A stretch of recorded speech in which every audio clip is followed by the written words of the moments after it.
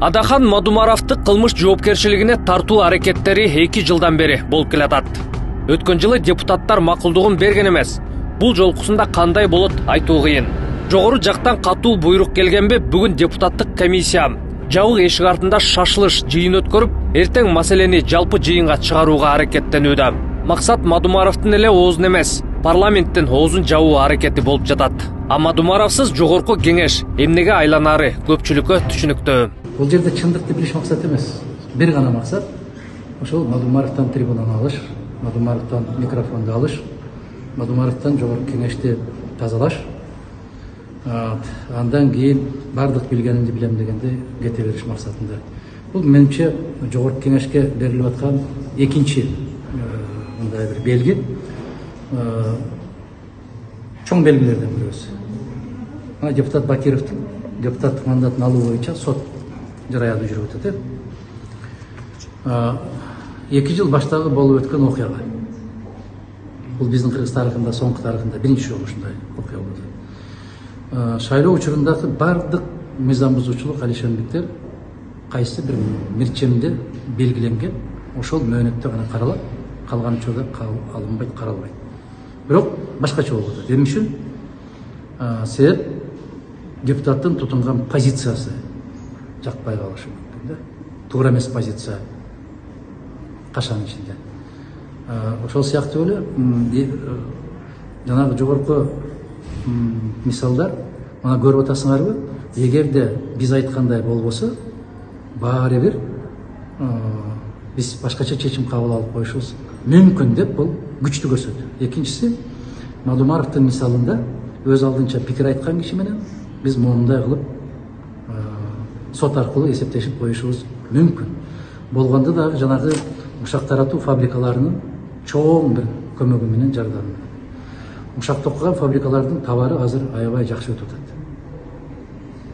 Жакшы өтүп атат да, керектүү табар болуп атат алардын табарлары. Ошондуктан кандай болуп чечилет, жогорку кеңеш кандай чечим кабыл алат, муну бизге окшогон өлкөдө айтыш өтө кыйын. Бирок жогорку кеңеште дагы өзүн өзү сактап калуу. Байсалов мындай деди, тигиндей деди, бул мындай деди. Жок, алар ишарат болмоюнча бир сөз айтпайт. Ишарат эптеп ошол мүмкүн болушунча жогорку кеңешти эл алдында жаман көрсөтүп, андан ары карай такыр эле сөзгө келбей турган болсо, бул жогорку кеңештен кутулуунун аракети. Адахан Мадумаров чоң калибрдеги саясатчы. Анын аброю өлкө сыртында дагы жогору. Акыркы эле мисалды келтирели. Жакында эле биздин эл аралык коопсуздук жана миграция комитетинин депутаттары Москвага барып келишти. Анда мамлекеттик думанын тармактык комитети менен биргеликте жыйын өттү.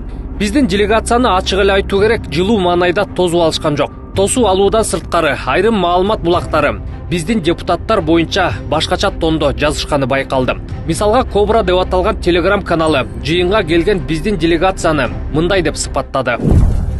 Олуттуу аянтчага катышууга келген депутаттар орус тилине каршы багытталган тил мыйзамын кабыл алууга жана Кыргызстанда орус мектептеринин ачылышына каршы чыккан, кыскасы анти-россиячыл депутаттар келишти. Ачык айтканда батышчыл публика чогулду. Мына ушулардын фонунда бүтүн Кыргызстан фракциясынын лидери Адахан Мадумаров ак куштай эле айырмаланып турду.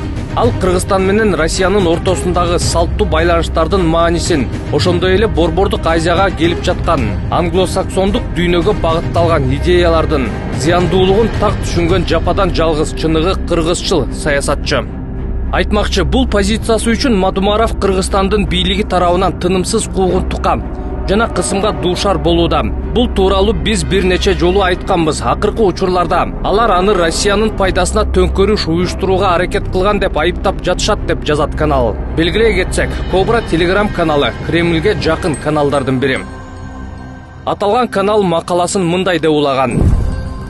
Жыйында Мадумаровдон башка кыргыз депутаттарынан эч кимиси сүйлөгөн жок. Келген депутаттар сүйлөөгө кожоюндарынан тапшырма алган эмес окшойт. Делегациянын курамы диалогтун өнүгүшүнө каршы куралгандай. Ал эми унчукпо, бул чындыгында диалогтун саботажы.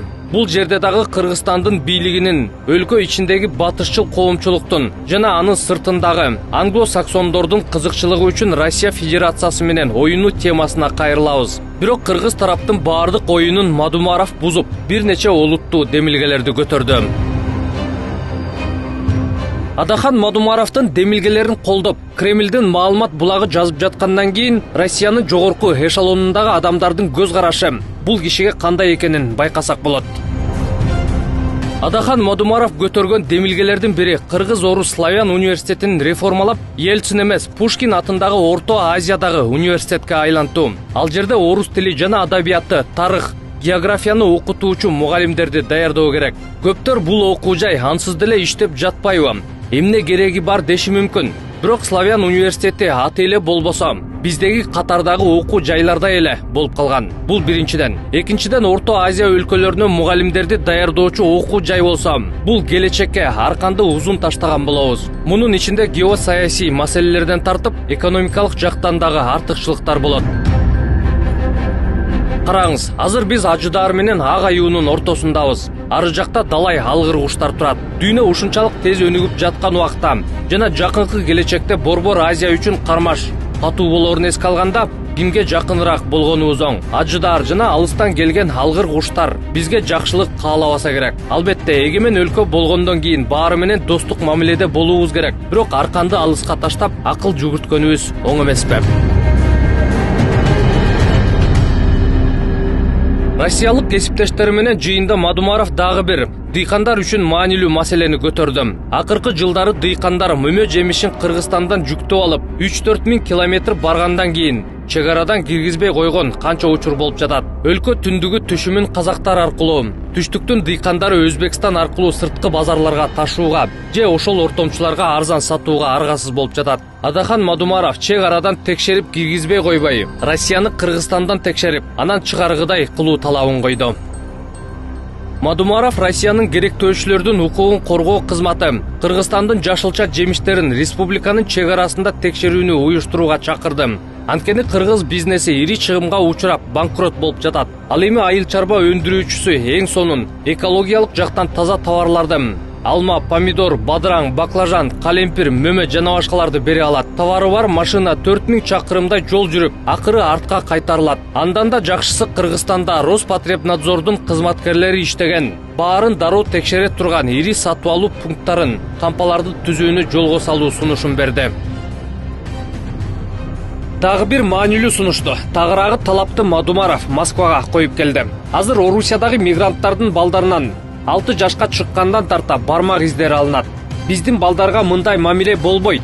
Жок дегенде өз алдынча болуу курагына келгенде алгыла деп маселени кабыргасынан койду. Муну чакырган тарап кабыл алды. Өз мамлекетинин кызыкчылыктарын алдыга койгон саясатчы деп маалымат булагы. Постсоветтик мейкиндикте дагы деле ушундай көз карандысыз улуттук саясатчылар бар болгону кандай сонун. Бирок алар жылдан жылга азайып барат деп жазды. Ушинтип сырттагылар колдогон инсанды өзүбүз камайбыз дегенге чейин барып кордоп жатканыбыз өтө өкүнүчтүү.